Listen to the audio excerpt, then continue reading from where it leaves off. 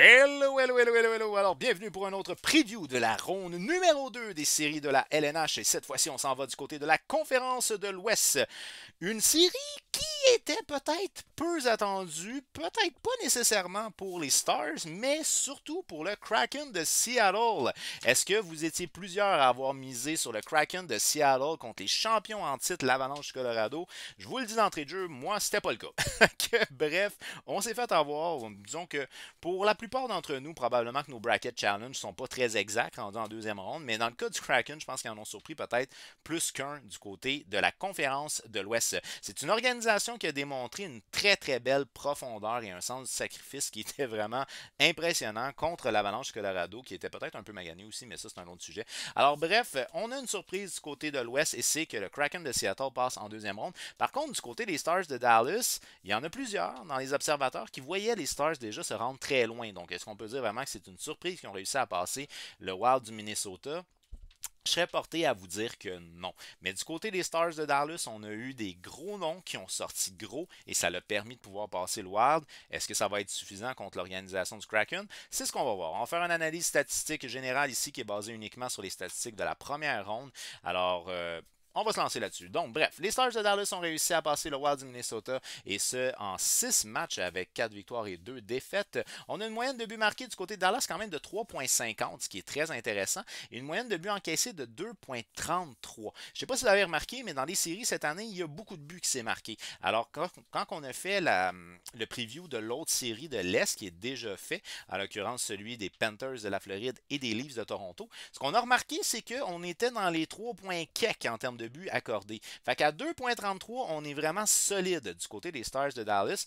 Le style de jeu défensif est intéressant, mais il y a aussi une vedette devant les filets qui est plus qu'intéressante du côté de Dallas. Par la suite, en avantage numérique, 37,5% d'efficacité. Boom! C'est peut-être pas les Oilers d'Edmonton, mais c'est quand même un avantage numérique qui a été relativement performant. C'est sûr que là, on a juste joué une ronde, me direz-vous, donc l'échantillon est plutôt court, mais quand même, ça part relativement bien. Un désavantage numérique à 81,8%, ce qui est quand même relativement bien du côté des Stars de Dallas. Les 5 meilleurs pointeurs du côté des Stars de Dallas, vous allez peut-être être surpris d'un nom en particulier, mais ça, on s'en reparlera. On va commencer avec Ince.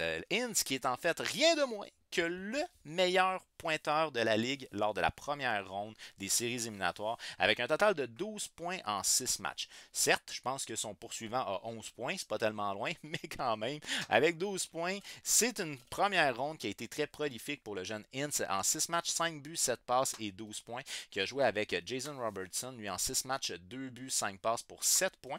Quand même une bonne série aussi du côté de Robertson, un gros jeune joueur très imposant.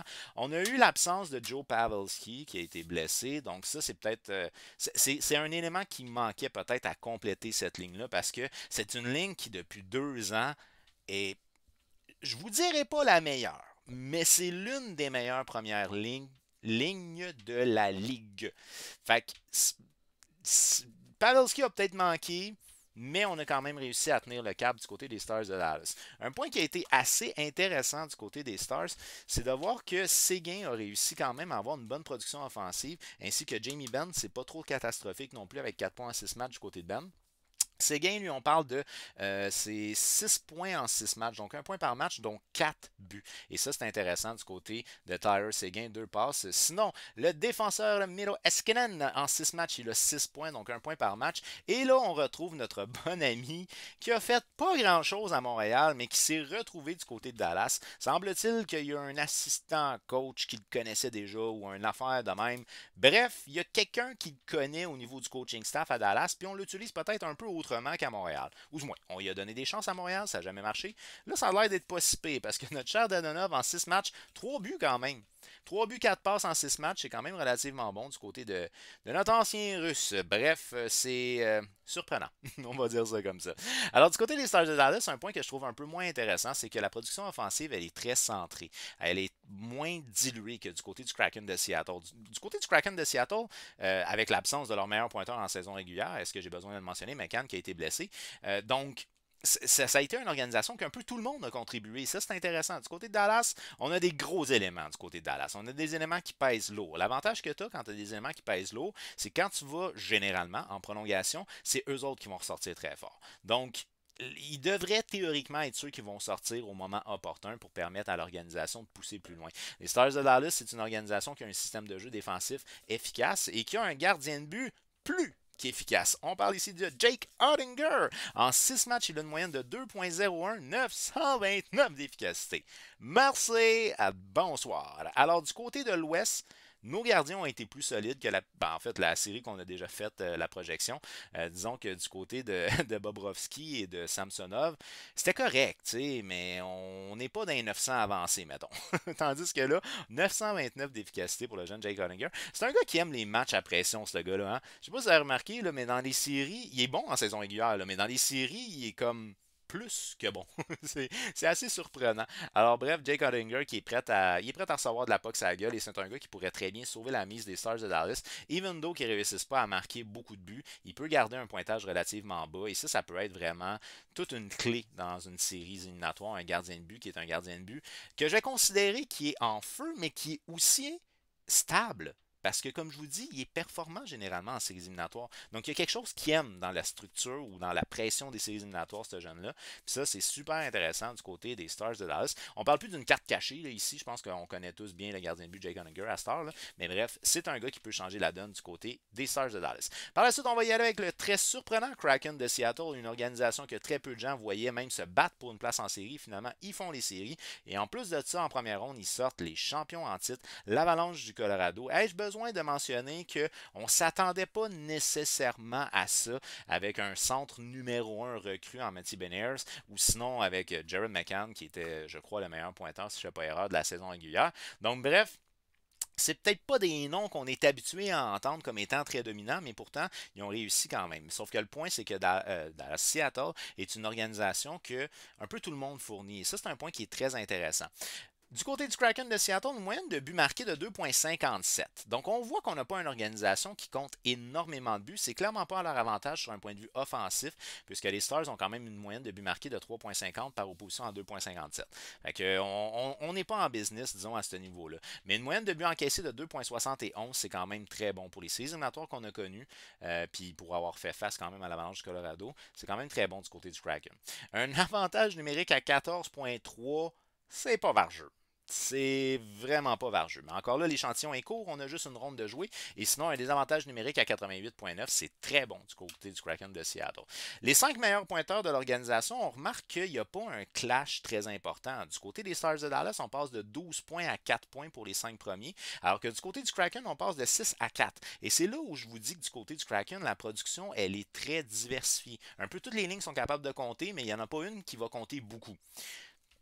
Donc, c'est là où on arrive des fois en situation de fin de match qu'on aimerait avoir une ligne qui compte beaucoup. T'sais. C'est peut-être moins le cas du côté du Kraken. Alors, du côté du Kraken de Seattle, on a un total de 15 joueurs qui ont marqué un but ou plus lors de la première ronde. 15 bouts de vierge. Pour faire un ratio, Dallas en ont 10. C'est quand même 5 de moins qui ont marqué un but ou plus lors de la première ronde. Fait que c'est ce qui fait que vraiment la production a été diversifiée du côté du Kraken de Seattle. Le meilleur pointeur lors de cette première ronde est nul autre que le petit Québécois Yanni Gourde. Yanni Gourde qui est utilisé un peu à toutes les sauces du côté de Seattle. Mais en 7 matchs, il a un but, 5 passes et 6 points. Donc presque un point par match. Mais je le répète encore, c'est une organisation que la production elle est quand même relativement rapprochée. Donc il n'y a pas un gros écart comme exemple Ince qui a 12 points. T'sais. Il n'y a pas ça du côté du Kraken de Seattle. Par la suite, en termes de deuxième, c'est Schwartz. Avec 7 matchs, il a 2 buts, 4 passes. Oh, j'ai marqué ici de 5. Mais s'il a 2 buts, 4 passes, il doit avoir 6 points lui aussi. Faudrait que je vérifie par exemple. Ah, c'est vrai, j'ai pas les statistiques avec moi. En tout cas. Schwartz, 2 buts, 3 passes pour 5 points. On recommence ça. 3 passes, 5 points. Donc, quand même relativement proche de Yanni Gourde de son côté à lui. Par la suite, on y va avec Schultz. En 7 matchs, il a 1 but, 4 passes pour 5 points. Bjorkstrand, un joueur de grandes occasions du côté du Kraken de Seattle. 7 matchs, il a 2 buts, 2 passes pour 4 points. Et finalement, Wenberg, 7 matchs, 1 but, 3 passes pour 4 points. Un point qui a été très intéressant dans cette série-là, qui a opposé le Kraken de Seattle à l'Avalanche du Colorado, c'est les performances de l'ancien joueur de l'Avalanche du Colorado, Philippe Grobauer. Grobauer qui a quand même réussi à sortir en 7 matchs une moyenne de 2,44, 926 d'efficacité, mais on bloque des tirs. Puis là, puis là, les Stars sont habitués de bloquer des tirs, le Kraken peuvent en bloquer aussi. Je pense qu'on va protéger nos gardiens de but dans cette série-là. Le point qui est le point, selon moi, qui va être vraiment un point tournant majeur, ça va être la production offensive qui a peut-être quelques difficultés du côté du Kraken de Seattle.